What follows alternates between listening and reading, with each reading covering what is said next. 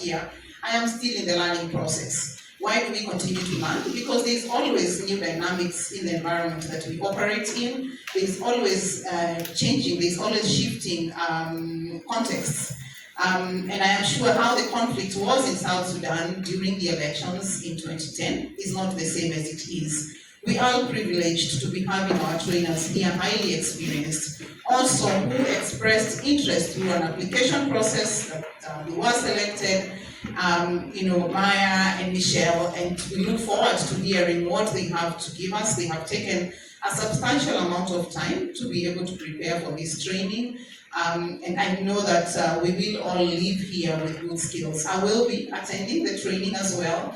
As sessions allow me, I will be around here throughout the week, joining in with my colleagues James and Isaac who are here, in order to learn as well, because I cannot speak and say that I understand the dynamics of conflict.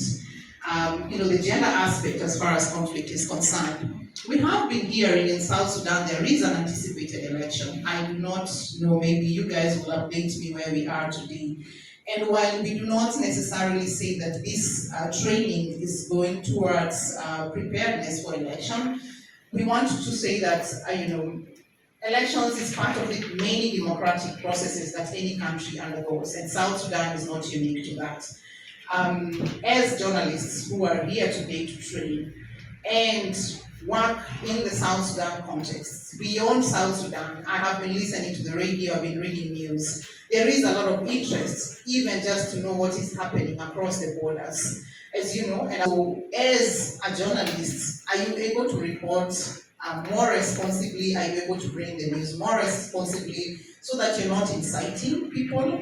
And you are understanding the importance of balanced stories that you bring out there, even when you know that there are other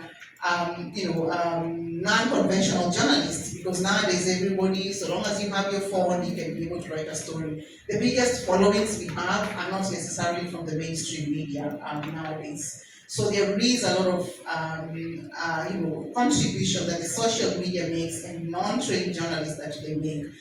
That doesn't mean that your voice is lost as a journalist, as a professional journalist who is trained. How are you going to report that story in a way that you do not cause harm or cause more harm, where there has been a lot of harm, as the incitements that happen online? So these are some of the things that we look forward to learning together and hearing from our capable and able trainers as we continue with this week and beyond.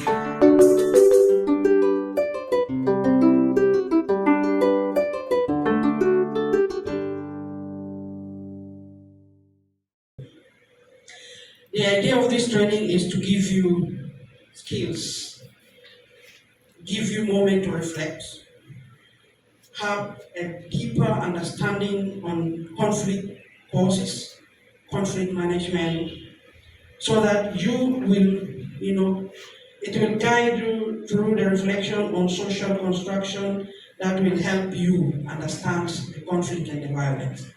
Meaning it is not just like the usual agenda, the usual business where you think of a topic that's related to conflict, then you go on air. You know how we do it. I am a presenter. You understand what I'm trying to say. You think, there's this happening here, what do you think?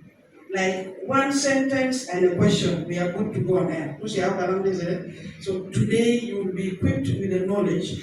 First, educate your audience. Tell them exactly what is happening, what are the causes of conflict, how do you go about them, and considering the conflict-sensitive reporting that will inform your contents, and your audience will be satisfied with the teaching that you will have. Remember, you are a teacher. When you're on air, having a microphone, you are a teacher of that particular time. You teach even the presidents. In our media, all our big guys listen to us. Even if not direct, they have their own reporters that give them exactly what happened in this station, this is the discussion, and this is the feedback from the audience. So make sure you grab this opportunity to understand it